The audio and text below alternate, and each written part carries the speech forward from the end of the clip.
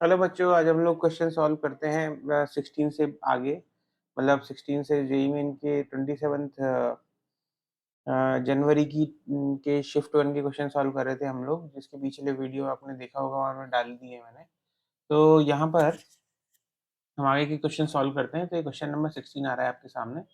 तो question number 16 is this: A refractive index of material of prism is cot A by 2, where A is the angle of prism, then the angle of minimum deviation will be what? है ना? अब मैं थोड़ा सा आपको ये इसका diagram दिखा देता हूँ।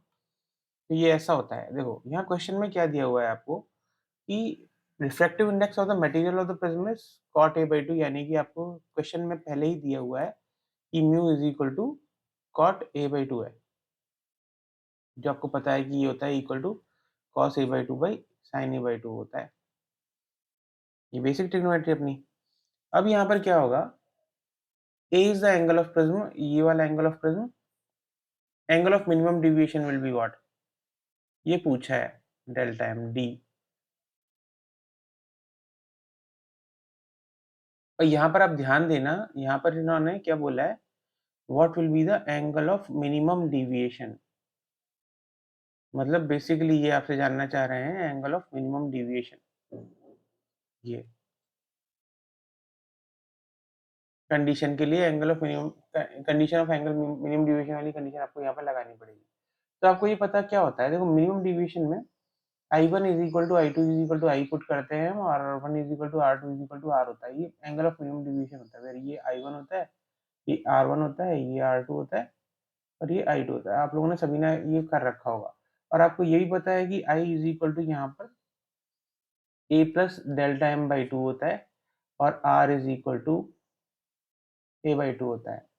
और ये किसी भी सरफेस पे अगर आप लगाओगे इक्वेशन, तो refractive index mu is equal to आपके पास sine i by sine r आता है ना?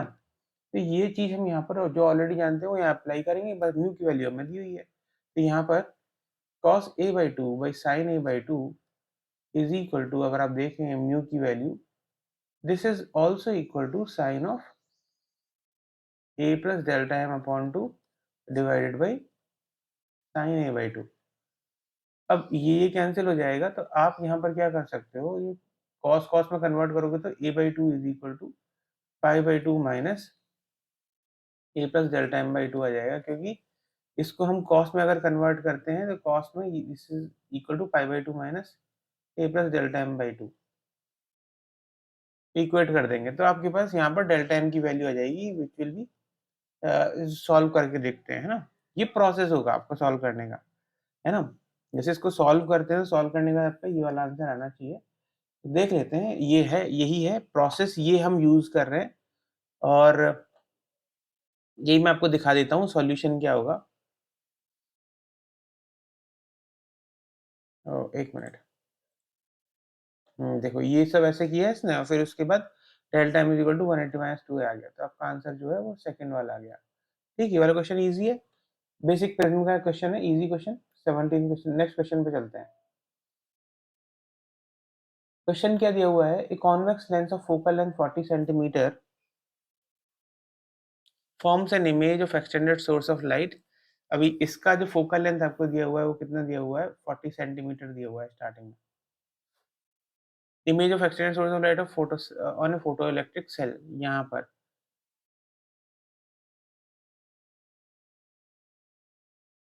यहाँ इमेज बन रही है, ये फोटो सेल पे फाइट टकरा रही है, ये करंट आई इज प्रोड्यूस, जब ये फोटोन्स निकले हैं तो एक करंट आई प्रोड्यूस हुआ है। Lens is replace by another convex lens having same diameter, यानी कि R2 जो नई वाली है वो सेम है R1 की तरह, और फोकल लेंथ 20 सेंटीमीटर हो गया है।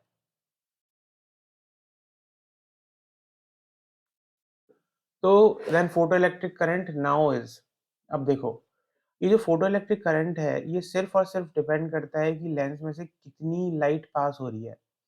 अब क्योंकि बाकी जो रेडियस है और इनिशियल रेडियस जो है वो दोनों की दोनों सेम है, तो जो लाइट का जो अमाउंट होगा वो तो सेम होगा, बस फोकल लेंथ चेंज हो जाने की वजह से जो इमेज है वो थोड़ी पहले बनेगी यहाँ 20 सेंटीमीटर पर। इमेज की पोजीशन से तो हमें मतलब है नहीं, हमें बस मतलब है कितनी लाइट पास हो रही है, जो कि उससे पास फोटो इलेक्ट्रिक करंट से पास होगी, और फिर वो जो फोटो इलेक्ट्रिक जो फोटो इलेक्ट्रॉन्स जो जनरेट करेगी फोटॉन्स, वो करंट प्रोड्यूस करेंगे। तो ये सिर्फ और सिर्फ वॉल्यूम पर डिपेंड करता है, और रेडियस चेंज नहीं होने की वजह से वॉल्यूम सेम है, तो जो करंट जो है वो सेम ही रहेगा, वो चेंज नहीं होगा। ठीक है, ये हमारी एक्सप्लेनेशन होनी चाहिए। अब इसका जो आंसर है वो क्या है? हाँ, ये वन ओनली, इसका फोटो इलेक्ट्रिक करंट सेम ही रहेगा। ठीक है, इजी है। हम नेक्स्ट पर चलते हैं। Next question is,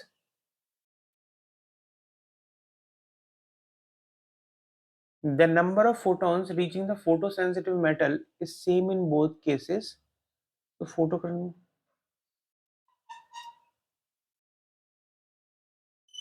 so photo current will be same. Identify the physical quantity that cannot be measured using spherometer.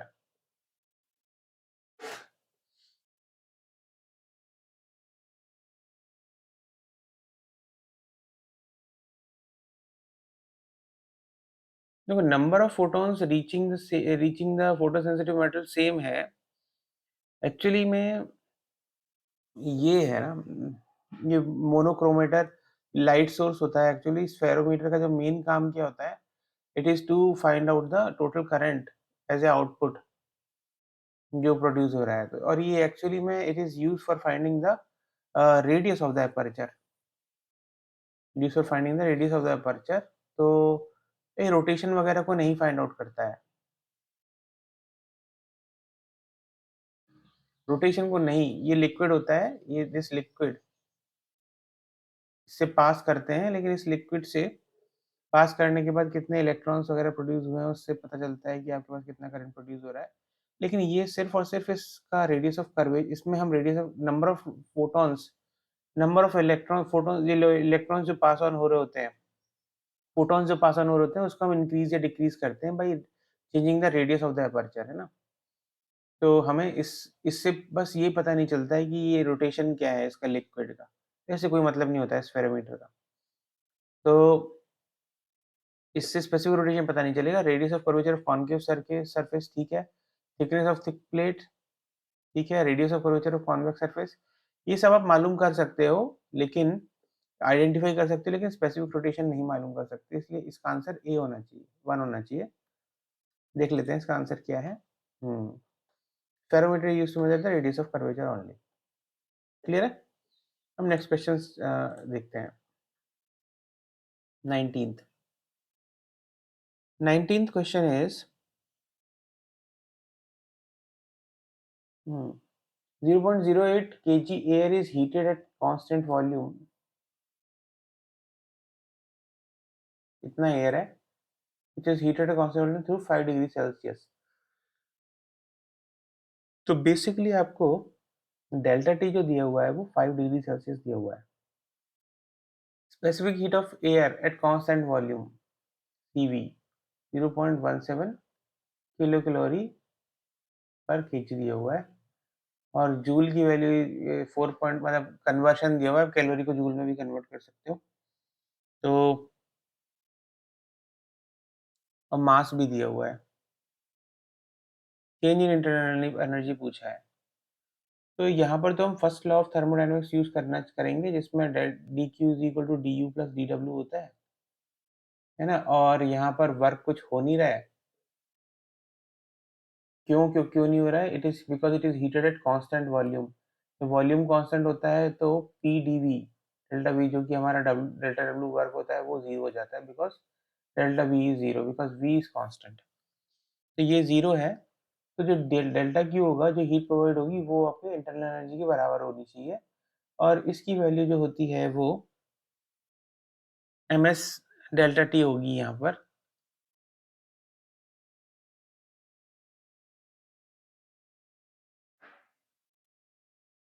और एम एम है 0.08 kg, और स्पेसिफिक हीट हमें दिया हुआ है जो कि 0.17 है किलो कैलोरी में। तो इसको आपको जूल में कन्वर्ट करना पड़ेगा, which will be 4.18 into delta T temperature जो है वो है 5 डिग्री सेल्सियस।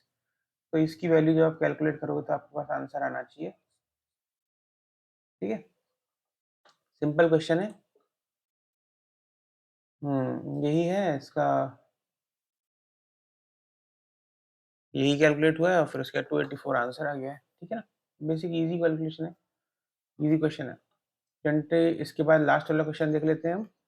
लास्ट जो क्वेश्चन है वो ये है, ए रेक्टेंगुलर लूप, सॉरी यहाँ पर डायग्राम मैंने गलत वाला कनेक्ट कर दिया है, ये सर्कुलर है लूप, लेकिन एक्चुअली क्वेश्चन में हमें रेक्टेंगुलर लूप दिया हुआ है, तो थोड़ा सा मिस्टेक को आप अवॉइड करना, मेरी मेरी मिस्टेक है, सॉरी फॉर दिस। ये रेक्टेंगुलर लूप है, इसको आप रेक्टेंगुलर मान के चलिए, पर ऑब्वियसली ये सर्कुलर है। Of length 2.5 metre and width 2 metre, यानी कि आपको बेसिकली एरिया पता चल गया है इसका, है ना। इस place that 60 degree to the magnetic field, ये मैग्नेटिक फील्ड है, थीटा आपको यहाँ पर 60 डिग्री दिया हुआ है, मैग्नेटिक फील्ड की वैल्यू 4 टेस्ला दी हुई है। Loop is remove from the field in 10 second, average EMF induce. अच्छा, तो ये बेसिकली आपसे माइनस बेसिक जो इक्वेशन होती है फैराडेज लॉ की, वो पूछना चाह रहा है। फैराडेज लॉ में e induced EMF minus N d phi by D t होता है, पर यहाँ पर नंबर ऑफ टर्न्स तो है नहीं, तो हम इसको 1 मान के चलेंगे। बेसिकली ये आपसे D phi by D T की वैल्यू पूछ रहा है। अब फ्लक्स क्या होता है, फ्लक्स चेंज तो हुआ है, क्यों, क्योंकि लूप पहले तो था मैग्नेटिक फील्ड में, बाद में इसको लूप को रिमूव कर दिया गया है ना। तो यहाँ पर फाई टू फाइनली 0 है, माइनस इनिशियल जो फ्लक्स था वो था B dot B vector dot A vector which is B A cos theta. तो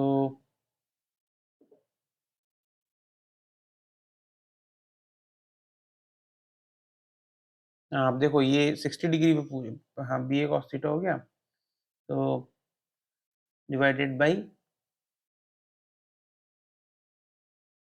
कितने टाइम में इसको रिमूव किया गया है, 10 सेकंड में, तो यहाँ पर 10 सेकंड हो गया। तो यहाँ पर मैं इसको डायरेक्ट वैल्यू डाल दूंगा, तो ये बी ए फाइनल आंसर मेरा आएगा B A cos theta by 10, जिसमें मैं वैल्यूज डालूंगा जिस विच इज 4 इंटू एरिया है हमारा 2.5 इंटू 2, सब यूनिट्स मीटर्स में ही है, और ये एरिया हो गया कॉस ऑफ 60 डिग्री, आप यहाँ पुट कर दो, डिवाइडेड बाई 10। वैल्यू कैलकुलेट करोगे तो आपके पास आंसर आ जाना चाहिए, जो कि मैं जहाँ पर देख पा रहा हूँ, ये मेरा आंसर कैलकुलेट करोगे तो आ जाएगा। वैसे इसको सॉल्व करोगे तो cos 61/2 है, ये कैंसिल हो जाएगा, 4 2.5 यानी कि 5/2 इंटू 4/10 विच इज एक्चुअली 2/5, तो 1 आंसर आना चाहिए, +1, तो आपके पास आंसर +1 आएगा। इजी, बहुत इजी क्वेश्चन था, basic application of induced EMF EMI. अब मैं इसका आपको सॉल्यूशन दिखा देता हूँ एक बार। तो सॉल्यूशन ये सेम तरीके से किया गया है, बस यहाँ पे थोड़ी सी मेरी मिस्टेक ये हुई है कि मैं जल्दीबाजी में लूप रेक्टेंगुलर होना चाहिए था, उसकी जगह सर्कुलर डाल दिया बस, है ना, और कुछ नहीं। ठीक है, तो ये क्वेश्चन सॉल्व हो चुके हैं। बाकी के जो क्वेश्चन है मैं आपको नेक्स्ट वीडियो में सॉल्व करके दिखाऊंगा, होपफुली जल्दी ही करूंगा, क्योंकि टाइम जितनी जल्दी जल्दी और भी चीजें सॉल्व हो जाए उतना अच्छा है। मैथ्स और केमिस्ट्री की भी करने हैं हमें। तो all the best for your preparation. My name is Mayank Bhatnagar, I am BTech from IIT Dhanbad, and अगर आपको कोई भी डाउट हो तो आप मुझसे पूछ सकते हैं। All the best, thank you.